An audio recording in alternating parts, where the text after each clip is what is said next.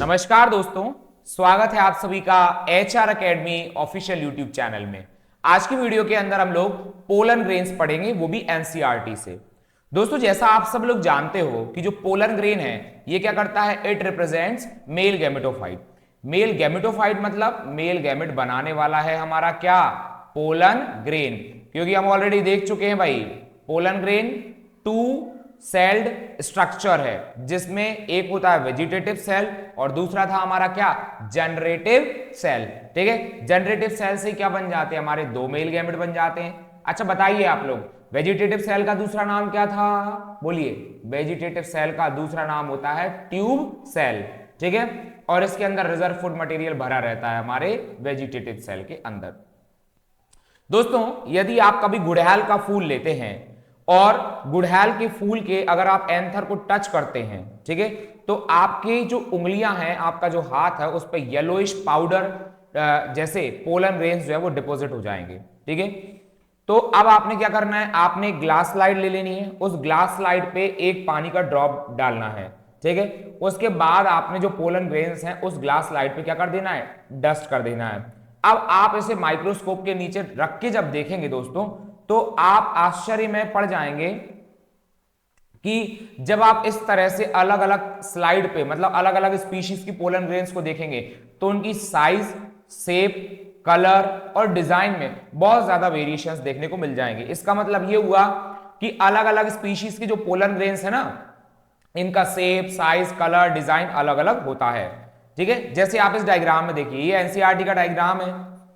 इसमें क्या है, इसको जब इलेक्ट्रॉन माइक्रोस्कोप के नीचे देखा गया तो देखिए, पहला जो डायग्राम है इसके अंदर पोलन ग्रेन कुछ अलग तरह से दिख रहे हैं, सेकंड में कुछ अलग है और थर्ड में कुछ अलग शेप, साइज, कलर, डिजाइन है। इजंट इट और नॉट?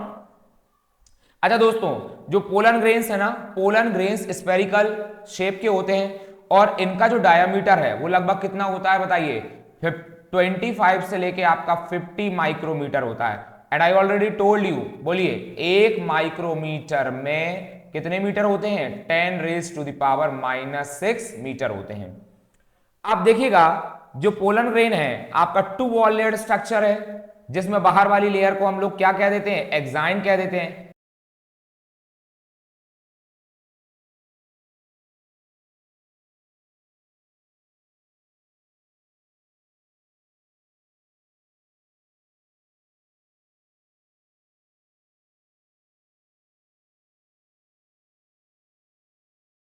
मतलब बहुत ज्यादा हाइट तापमान हो, बहुत तेज तापमान है, तब भी इसका कुछ नहीं बिगाड़ सकता।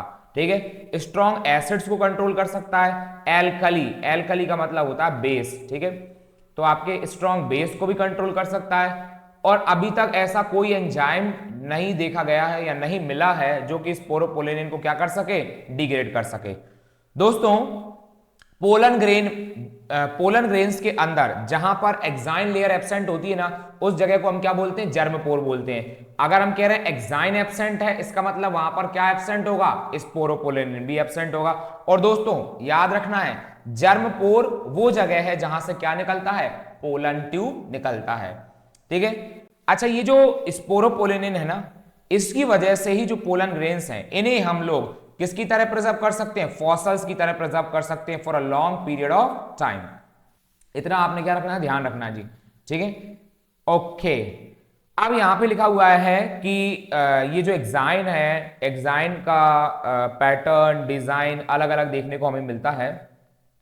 और आप क्या सोचते हैं कि जो एक्साइन है ये इतना हार्ड क्यों है या इतना हार्ड क्यों होना चाहिए? ठीक है, तो देखिए, हार्ड इसलिए है क्योंकि इसके अंदर स्पोरोपोलेनिन प्रेजेंट है। दूसरी बात, ये हार्ड इसलिए भी होना चाहिए क्योंकि ये पोलन ग्रेन्स को क्या देगा, प्रोटेक्शन देने का काम करेगा, जिसकी वजह से हम पोलन ग्रेन्स को एक लॉन्ग पीरियड ऑफ टाइम के लिए क्या कर सकते हैं, प्रिजर्व कर सकते हैं। और जर्मपोर का फंक्शन क्या है कि it will give rise to pollen tube, है ना, ये पोलन ट्यूब को रास्ता देगा। इजंट इट और नॉट? आगे देखेंगे।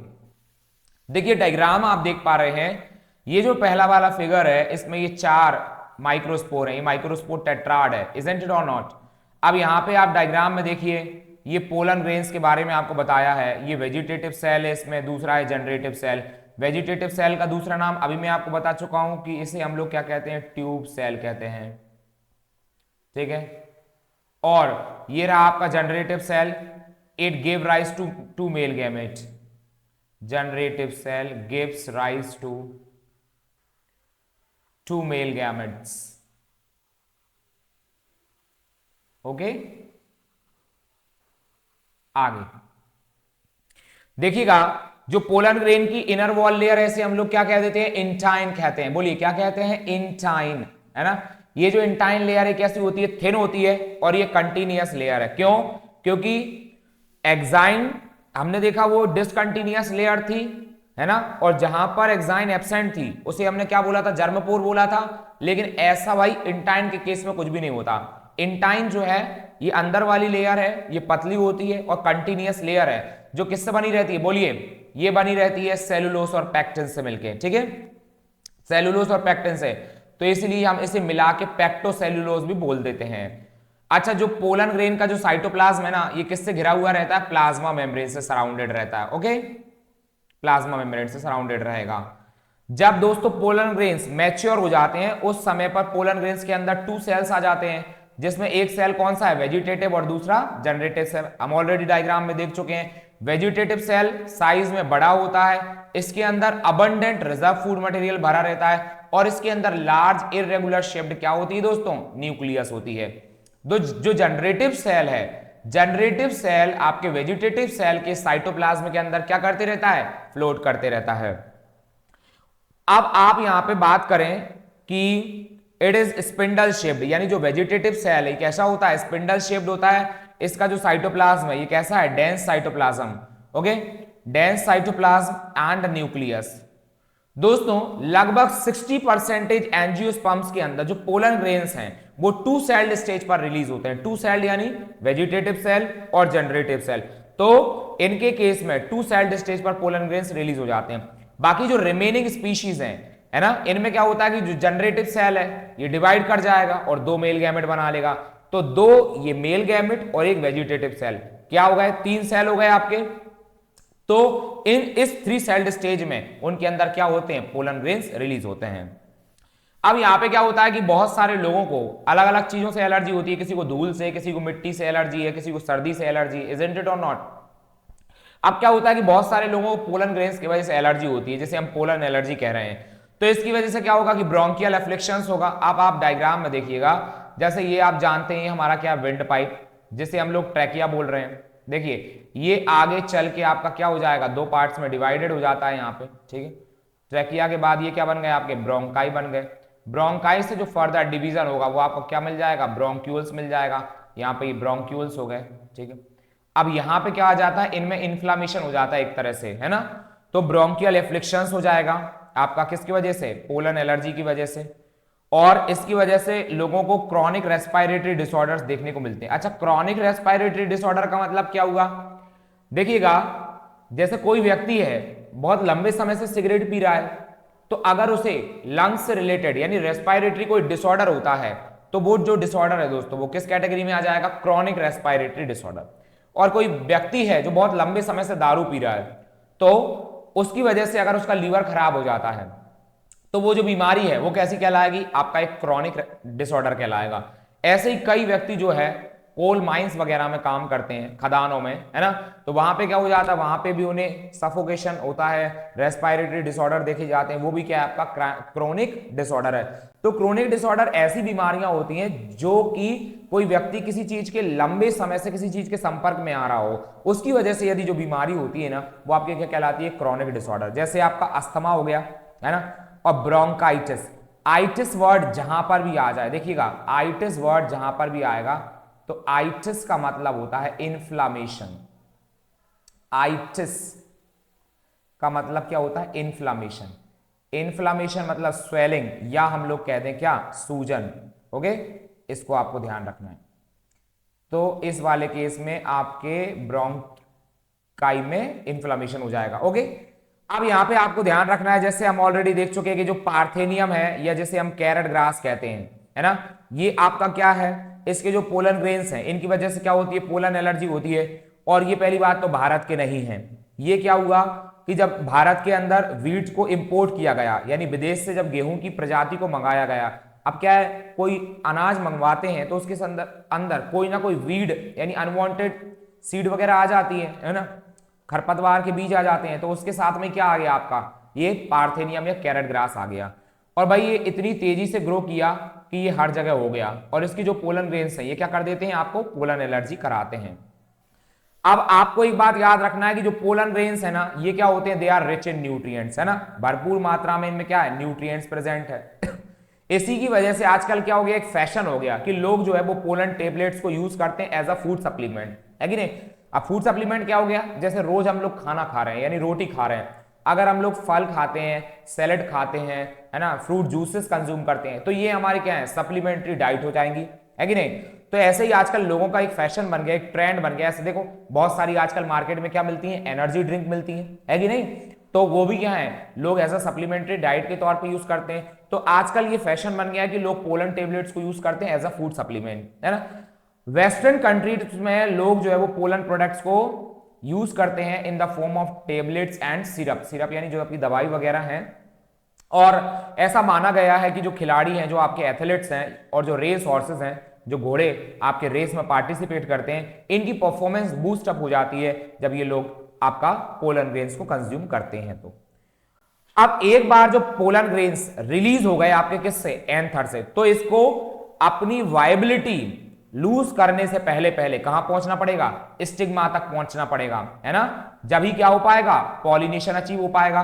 तो अब इस वायबिलिटी का मतलब क्या हुआ भाई, मतलब एक तरह से हम कह सकते हैं कि इनके डेड होने से पहले।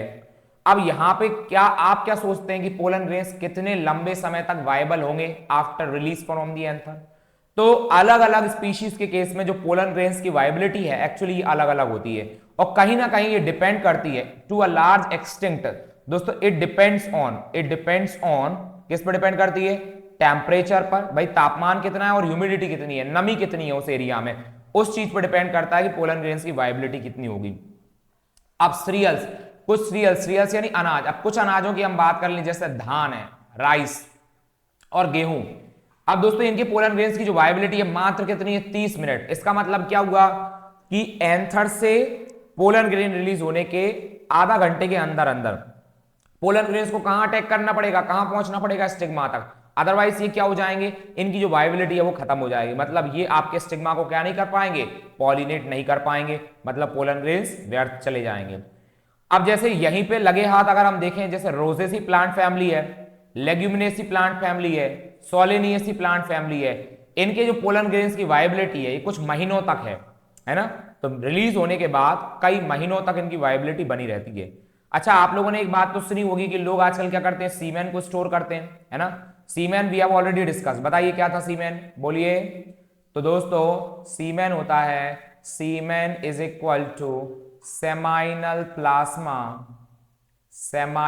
Plasma plus sperm, okay. तो यहां पे आप जानते हैं कि आजकल ये ट्रेंड बन गया है, बहुत सारे हमारे जो पशुपालक हैं ये क्या करते हैं, सीमेन को स्टोर करने का काम करते हैं। तो ऐसे ही आजकल ये सीमेन को स्टोर किया जाता है एनिमल्स के, साथ ही साथ ह्यूमन बींग्स के सीमेन को स्टोर किया जाता है for the purpose of artificial insemination. देखिए इंसेमिनेशन क्या होता है, इंसेमिनेशन एक ऐसी टेक्निक है जिसमें क्या होता है कि फीमेल की बॉडी में सीमेन को ट्रांसफर किया जाता है। लेकिन आर्टिफिशियल इंसेमिनेशन में क्या होगा कि मेल पार्टनर का सीमेन कलेक्ट करके फीमेल पार्टनर की बॉडी में इंजेक्ट कर दिया जाता है। आजकल ये बहुत ज्यादा कॉमन हो गया है, खासकर एनिमल्स में, ठीक है। अब बहुत सारी जो पोलन ग्रेन्स स्पीशीज हैं इन्हें आप लोग लगभग, ये यहाँ जीरो नहीं है, आजकल ये फैशन बन गया है कि आप लिक्विड नाइट्रोजन पर -198 डिग्री सेल्सियस टेम्परेचर पर आप पोलन ग्रेन्स को क्या कर सकते हैं, स्टोर कर सकते हैं। और इसी टेक्निक को हम लोग क्या बोलते हैं, कमेंट करिए, बोलते हैं क्रायो प्रिजर्वेशन। क्या बोल देते हैं, क्रायो प्रिजर्वेशन, ठीक है, ओके। अब ये जो पोलन ग्रेन्स को स्टोर जहां पे किया जा रहा है उन्हें हम पोलन बैंक्स कह देते हैं। इसी तरीके से हमारे पास क्या होते हैं, सीड बैंक्स होते हैं, जिन्हें हम क्रॉप ब्रीडिंग प्रोग्राम्स में क्या करते हैं दोस्तों, यूज करते हैं। तो दोस्तों आज की वीडियो में बस इतना ही, तो बने रहिए इसी तरीके से HR Academy official YouTube channel के साथ। Thank you so much.